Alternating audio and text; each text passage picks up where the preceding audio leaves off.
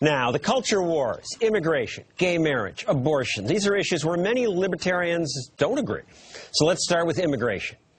We libertarians tend to believe in open borders. That is freedom. Except there's a problem. As Milton Friedman said, in principle, you ought to have completely open immigration, but with the welfare state, it's not possible to do that. And that's clearly true. With our welfare state, people would come here just to freeload, to get free stuff. Immigrants could bankrupt us. I would also add, you can't have open borders when there are fanatics who want to come here to kill us. So, immigration, where's the line? David Bose? Well, I think this may be an area where there isn't a line. This is a country built on immigrants. My family was here before 1776, and we could have said nobody can come in. But for the first 100 or so years, my ancestors and their neighbors didn't put any restrictions on immigration. So when people say, this is a country built on legal immigrants, yeah, because there was no such thing as an illegal immigrant. If you could cross the border, you were here. So I'm in favor of the rule of law, and you're right, we have to worry about terrorists coming in. So I'm not opposed to checking people who come in. We are a country built on immigrants. Immigrants have always been part of this country. They've been good for this country. There were a lot of people who wanted to keep the Italians and the Jews out. Then some of the Italians and Jews wanted to keep the Hispanics out. Even before that, my people wanted to keep the Germans out, but they didn't. And I think overall the country has been better off for it. We could have more legal immigration than we do. Does that mean we have no controls at all? No, probably not. But we could have more legal immigration than we do, and we'd still be a healthy country. To Roy Murdoch?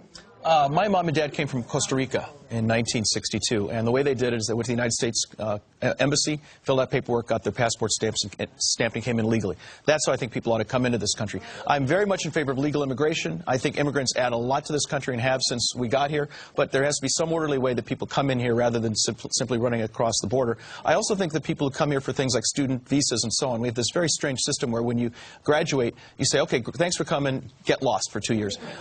We ought to have a green card attached to your diploma if you go to the trouble of coming to this country and getting an education, because people like that can add a lot more to the United States. So I'm all for an increase in legal immigration, and we have to watch the illegal immigration, which is a problem.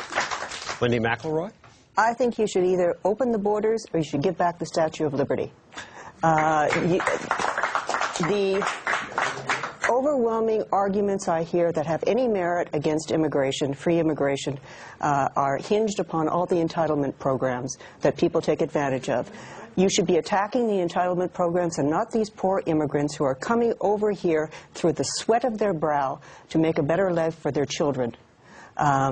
Frankly, I think that would take about 90% of the arguments away from immigration, and then the rest of the 10% I see a great deal of racism in.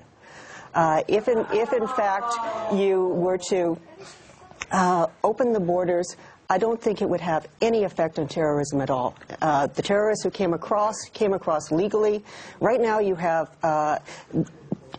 laborers who have no education coming across from Mexico en masse. Don't you think a well-trained, well-educated terrorist could come across any time he wanted if in fact we can't stop this poor illegal immigrant? I should add that Wendy's from Canada. When she says you should give the Statue of Liberty back. I've lived in the United States most of my adult life. Jeffrey? I'm in favor of vastly expanded, if not immigration, if not open borders. This is one area where I think Milton Friedman got it backwards. We should open the borders in order to eliminate the welfare state.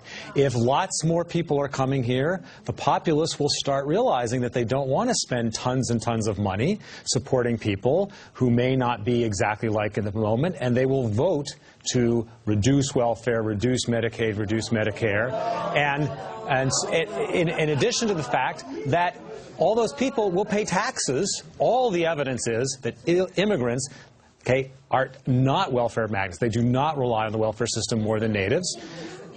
They do not. Okay? And so the best way to reform the welfare state is actually to have many more immigrants. It's good to have an active audience. It's like a revival tent in here. Gay marriage. The really ideal scenario is that there's no government-defined or supported marriage at all. But since it's very unlikely we're going to get rid of that, as a libertarian, I'm strongly in favor of legal gay marriage. Now, Focus on the Family says proponents of homosexual marriage have yet to prove that children, families, and society will benefit from redefining all this tradition. I think it's all about two people's happiness. It's not about what society thinks. Now, if we're talking about people underage, that's one issue. But if these are consenting adults, I don't think the government has anything to say about it. It's none of their damn business. President Obama, not in favor of gay marriage. Strong civil unions, that people draw lines. Supporting civil unions and not marriage is just a way of saying you can't have this. This belongs to us. It is exclusionary, and I would just ask President Obama to think about how he would have felt if in 1965 the government had said a black man and a white woman can have a civil union, but they can't be married. That's different. One of the